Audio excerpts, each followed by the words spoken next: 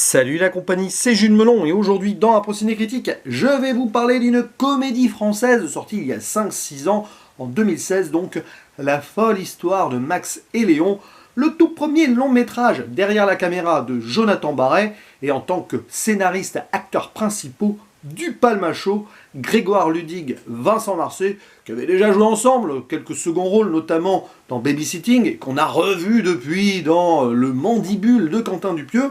Et si je cause ici de ce brûlot, c'est que dans quelques jours, si tout va bien, sort le deuxième projet du trio, donc sur grand écran, c'est-à-dire les vedettes, voilà, qu'on ira voir en salle. Hein. Si bien sûr, il est bien distribué, mais je pense quand même que ça devrait être le cas. Et au casting donc de La folle histoire de Max et Léon, aux côtés du duo, nous avons leurs potes, hein, par exemple Julien Pestel, leur acolyte des sketchs sur Internet, et puis d'autres gens venus de l'internet comme Monsieur Poulpe ou Kian Kojandi, hein, bref, mais aussi des actrices et acteurs confirmés tels que Dominique Pinon, Bernard Farcy, voici deux personnalités que j'apprécie particulièrement dans le cinéma français, Catherine Osmalin, Florence Foresti aussi, il y a Nicolas Maury, depuis révélé par la série 10%, Nicolas Marié, Philippe Duquesne, Cadmerade qui apparaît à un moment dans une sorte de sitcom comme ça, et Jonathan Cohen, bref, on pourrait en citer beaucoup parce que c'est assez large au niveau des apparitions plus ou moins caméo. Et alors, l'histoire se déroule durant la Seconde Guerre mondiale, voilà, contexte assez intéressant pour une comédie qui va renvoyer à Papy fait de la résistance, par exemple, qui est une des influences ici hein, de La folle histoire de Max et Léon.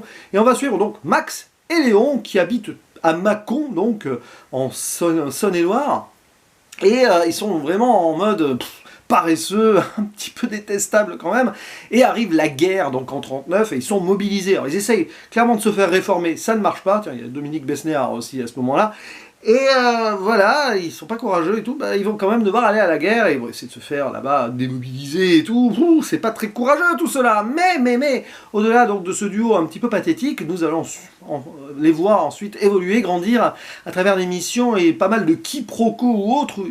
Ils vont affronter l'ennemi sans vouloir, en étant pas mal incapables, mais malgré tout, faire des choses pour la France, pour la résistance, que ce soit donc en France libre, occupée, ou en Angleterre, et même jusqu'en Syrie, transformant donc cette comédie en film d'aventure par moment, et tout ceci sous une forme de narration, puisqu'au début du métrage, on les voit habillés en officiers nazis, allemands, et donc il raconte ça à des habitants d'un village, etc., etc. Donc c'est intéressant parce que ça fait des parenthèses, soit des ellipses et tout, où on revient donc, sur la situation de la narration, donc c'est amusant parce qu'on se met à la place du spectateur ici, quelque part, y compris dans le film.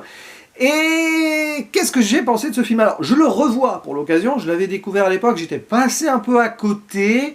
Le Palmachot, ça n'a jamais été trop mon délire. J'ai vu quelques sketchs, mais pas beaucoup. C'est sympa, voilà. C'est pas forcément mon style d'humour, mais j'avoue quand même que c'est bien fait. Et donc là, en le revoyant, j'ai vraiment plus apprécié. J'étais plus dedans. Déjà, première chose à signaler, bravo pour la réalisation, monsieur Jonathan Barré, parce que, certes, c'est pas non plus ultime, mais il y a des efforts. Et des comédies françaises comme ça, avec des ambitions de mise en scène, avec quelques scènes justement qui sont assez fluides et spectaculaires, mais sans trop en être, hein, tout, parce que côté aventure, eh bien c'est rare, hein, voilà. On n'est pas forcément au niveau d'un Astérix Mission Cléopâtre, mais au moins ça change certaines choses, donc c'est très bien.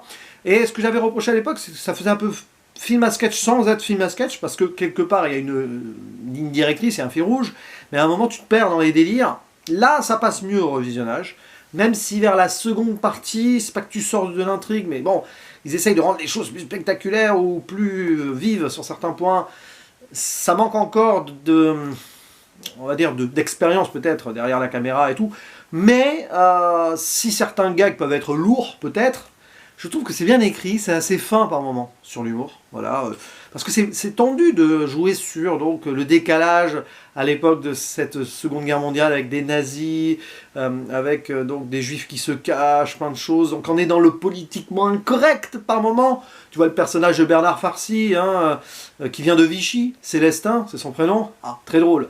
Mais bon, voilà, ça lui va malheureusement bien, hein, ce genre de rôle à Bernard Farcy, le pauvre, il a joué pas mal de personnages un peu borderline dans sa carrière.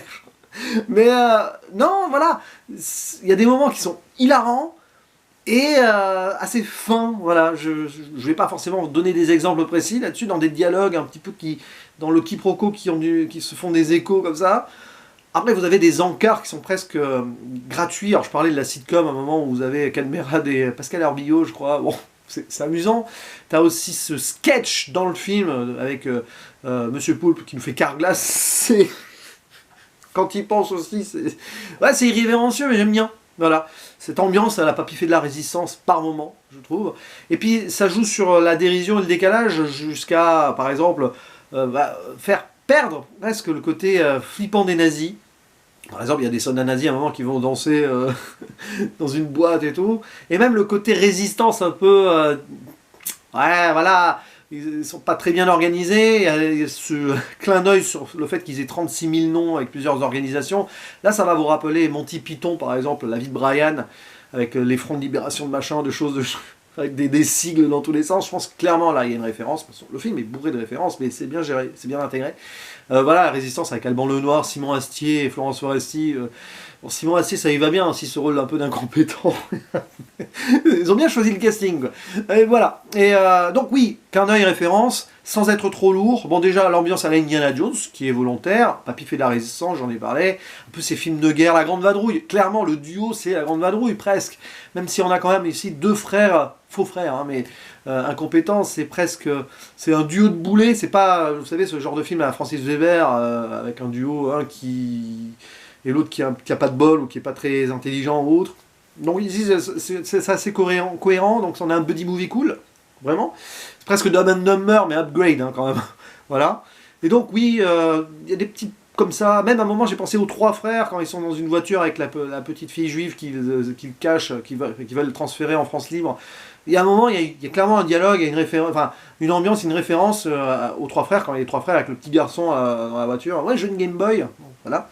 Il y a un petit truc comme ça. Donc oui, on sent que c'est bien distillé sur leurs influences, et sans que ça en fasse trop, sans que ce soit forcé, frontal non plus. Donc ça, c'est bien. Voilà. Même si il y a des moments où c'est trop généreux, tout simplement. C'est un film qui part un peu dans tous les sens par moments. Il y a des scènes spectaculaires, notamment en Syrie, quand ils ont pris du hashish. Comme si c'était une barre de chocolat. Ouais, non, mais ouais, c'est bien. C'est bien. Mais c'est vrai que, voilà. Pour un premier film, en tout cas, c'est quand même quelque chose qu'il fallait faire. Et je comprends d'ailleurs le succès d'estime qu'a eu ce métrage, et même plus d'1 million d'entrées en France, donc c'est très très bien. Ce qui nous permet de les revoir bientôt, donc dans un autre film qui sera peut-être moins spectaculaire, plus, voilà, on va dire à la française habituelle, les vedettes, je crois qu'il y a un jeu télé ou je sais pas quoi. Bon, pourquoi pas. Mais en tout cas, on suivra ceci avec grand intérêt. Et puis si vous aimez le Palmacho, de toute façon, je pense que vous ne serez pas déçus. Bref, c'est tout ce que j'avais à dire. Il y en a pas mal hein, de choses qu'on pourrait développer, mais bon, voilà, hein, c'est un Procine critique. N'hésitez pas à dire en commentaire ce que vous avez pensé de cette comédie française un peu atypique, qui a fait du bien dans le paysage cinématographique français. Quant à moi, il ne me reste plus qu'à vous dire à la prochaine. Ciao.